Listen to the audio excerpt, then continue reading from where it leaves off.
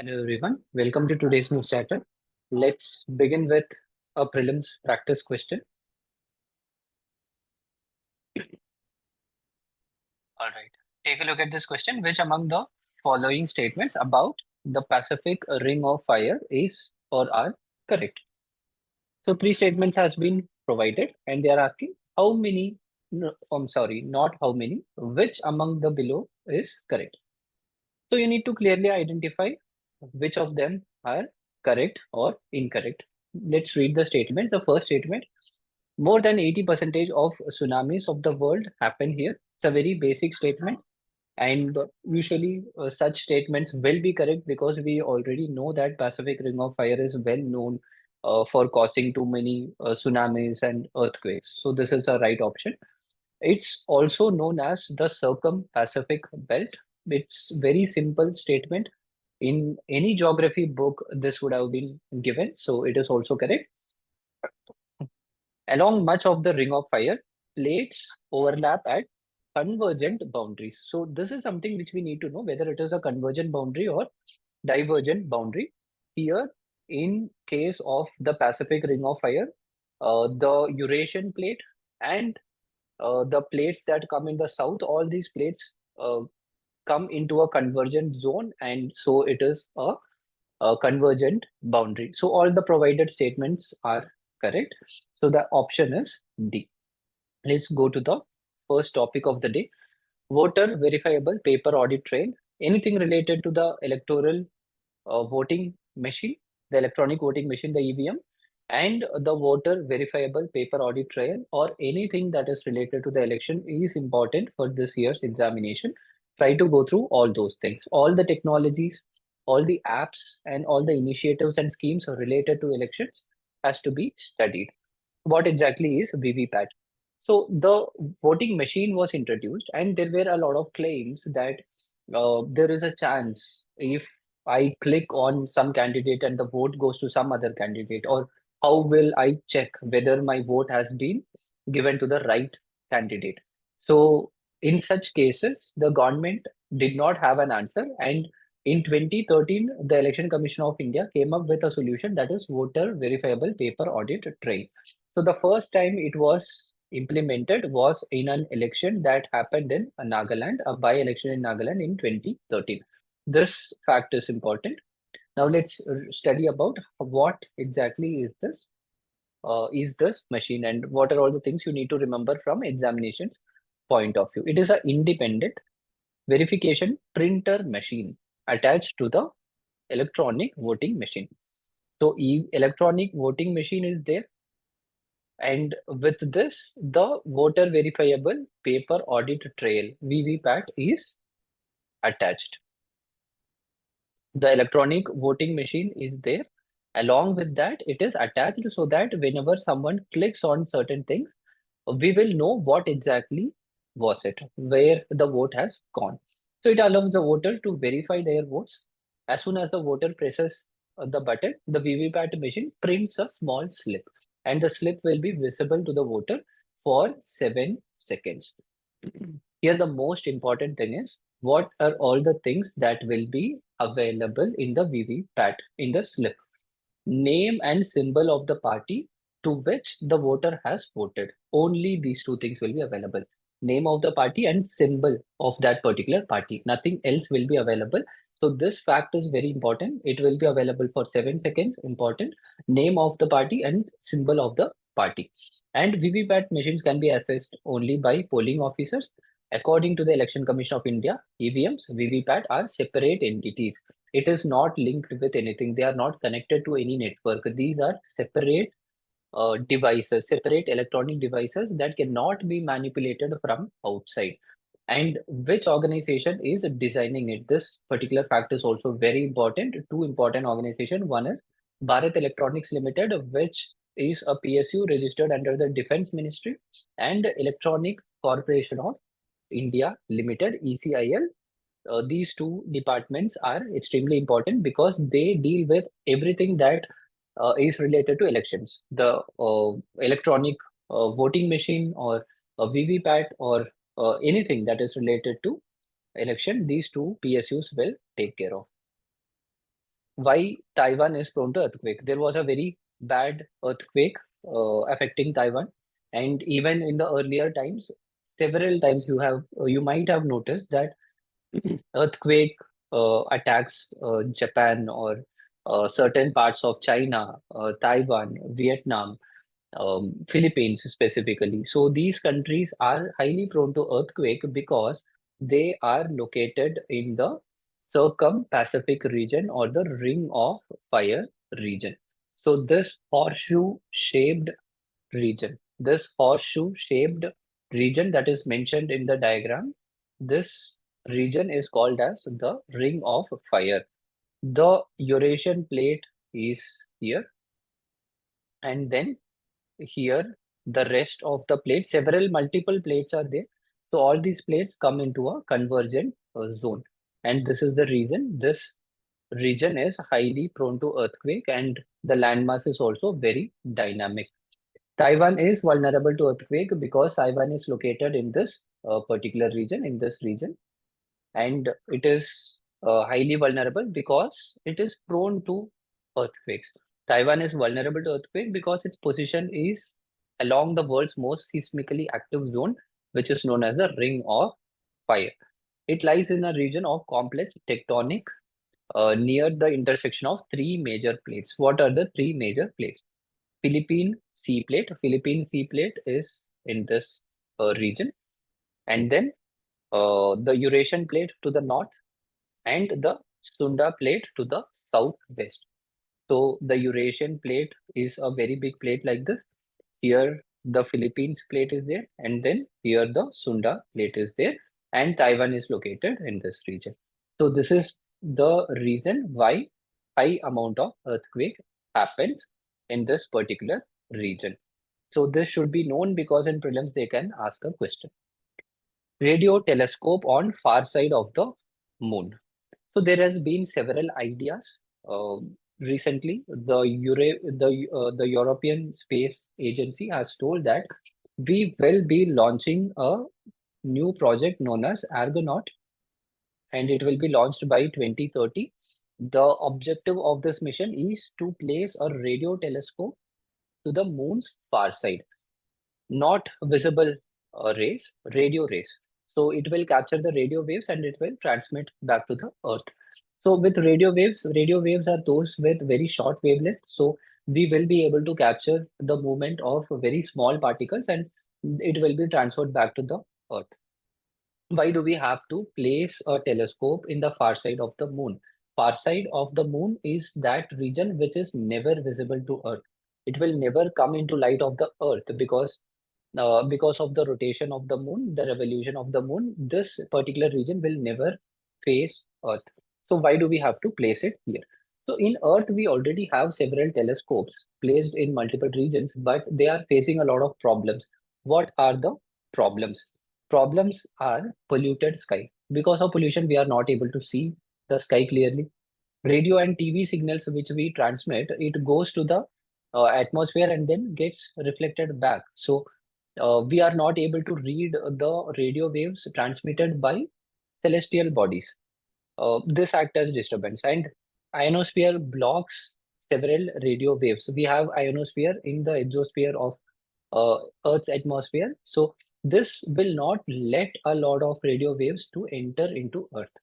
So these are all the major obstructions we are facing. So if we already have placed certain telescopes, in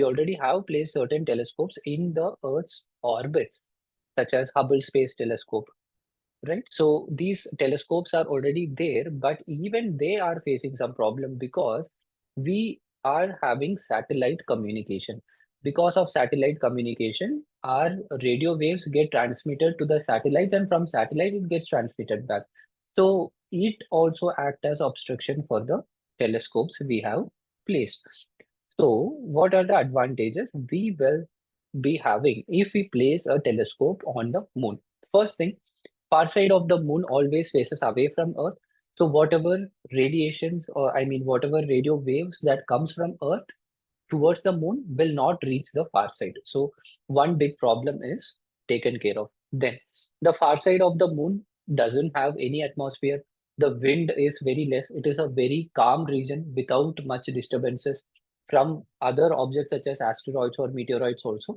So because of this, we will be able to capture each and every minute details. So these are the advantages, and that's why we want to place a telescope on the moon. So several organizations such as NASA, European Space Organization, and the China has also been trying for it, but India has told that we will have a very specific mission known as Pratyush. Pratyush is called as probing regionalization of the universe using from hydrogen. Signals from hydrogen. So Pratyush is a future radiometer which will be placed on the lunar orbit that will reveal the cosmic dawn. What is this cosmic dawn? So this is very important. Any space related term is important. Cosmic dawn is the beginning of the universe. So we believe that the universe began with a Big Bang, and after Big Bang, objects were thrown away in the space. And for some time, there was complete darkness, and slowly these atoms of hydrogen and helium combined together and started developing into stars. And these stars, because of the light they emitted, it energized the entire space. So this is what the present belief is. So that point where everything started, it is called as cosmic dawn, where the light started to spread over the universe.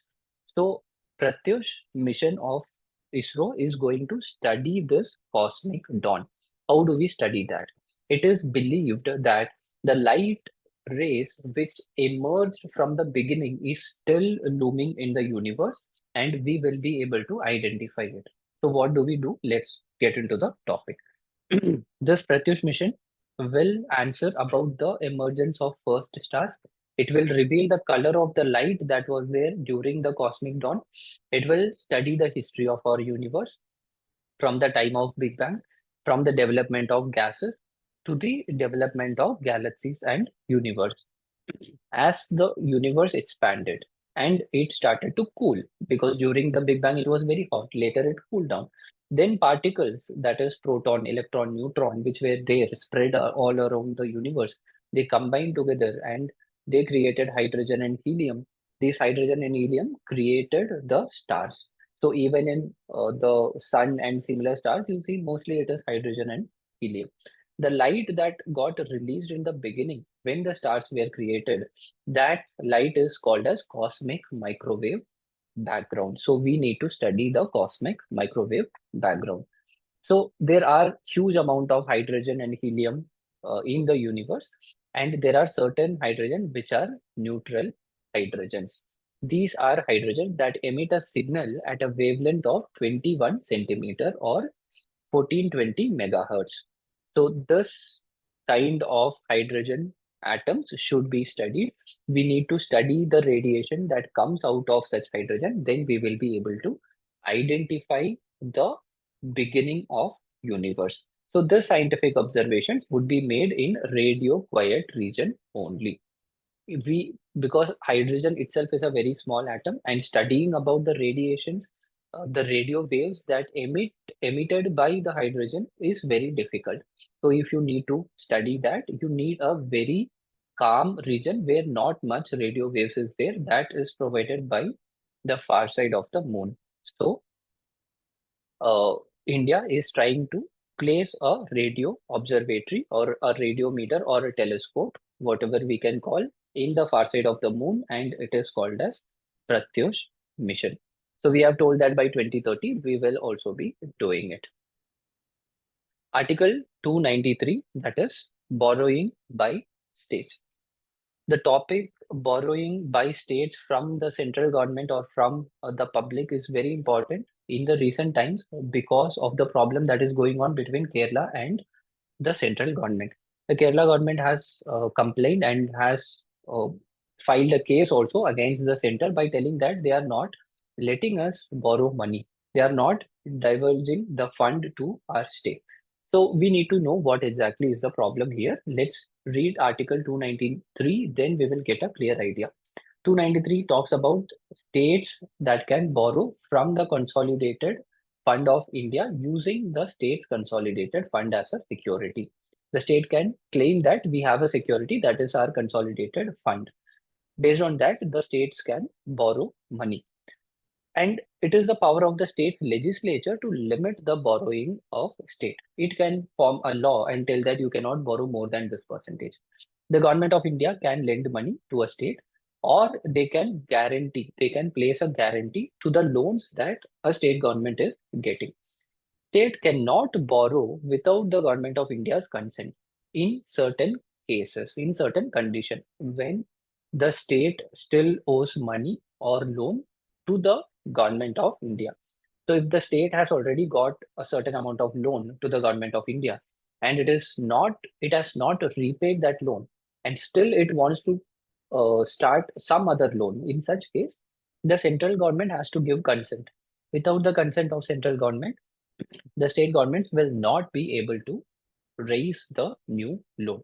So the government of India can place some conditions here. Now, the complaint by the state government is that the central government is not letting us get loans and they are not sending us the money also. So the central government tells that the state has borrowed too much of money, which is more than 3% of the gross state domestic product. So this is a very big problem. This is what the center says. Now it is up to the judiciary to give a verdict about it. But from UPSC examinations point of view, you need to know about Article 293. One important point which you can use in your mains examination, the need to increase nuclear energy. Recently, there was a study done by Indian Institute of Management, Ahmedabad, which has told that India need to increase its nuclear power. At present, we have only 1.6 percentage of our energy mix, which is concentrated by the nuclear energy. If we need to develop into a completely developed country by 2047, or if we need to reduce our global CO2 concentration, our emission, and we need to become a net zero emitter country by 2070, which is promised by India. In such cases, we have to start investing more on nuclear energy. India has already told that we are going to increase our nuclear energy proportion by 5 times. So this point can be used in your mains examination if you get a question on energy or about nuclear energy contribution to the energy of the entire country. So this is something which you should note down. So that will be all for today. All the best. Very well. Let's meet tomorrow.